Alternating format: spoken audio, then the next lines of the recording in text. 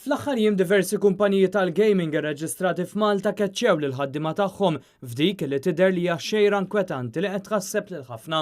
Global Gaming fawissu keċċiet nofs il-ħaddiema waqt li fl-aħħar ġimgħat segwew għad Star Group li keċċa 50 persuna, Malti Lotto li wkoll keċċiet nofs l-istaff kif ukoll Gig li liċenzjat 25 persuna.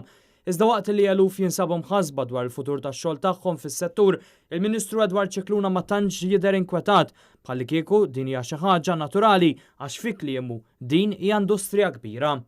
M'għandix reazzjoni fis-sens li din hija industrija kbira, din hija importanti li tkun sostenibbli, ġifieri wieħed m'għandux jindaħal fl-andament tagħhom. Jekk għaddej minn fażi illi huma jridu jimmerġjaw jew inkella jagħmlu xi cost cutting, huwa fl-interess tagħhom li jissaħħu. Dawn l-aħbarijiet segwew xejriet negattivi wkoll fuq il-prezz tal-istok tal-kumpaniji Betson, Catena Media, Gig, Kindred Group, Leo Vegas, Net ENT u Paddy Power Betfair f'xi każi jitilfu b'aktar minn nofs il-valur. Nafu illi hemm kompetizzjoni kbira minn pajjiżi oħra u speċjalment dawn jiġu minn pajjiżi oħra. Naħseb il-gvernijiet tagħhom jixtiequhom li jkunu f'pajjiżhom.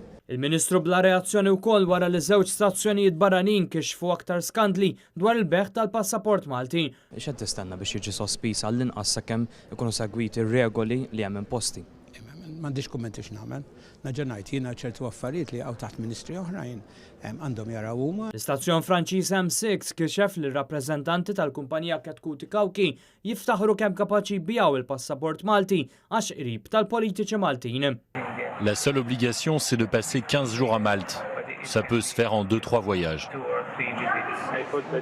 Mais je pensais qu'il fallait passer plusieurs mois sur l'île.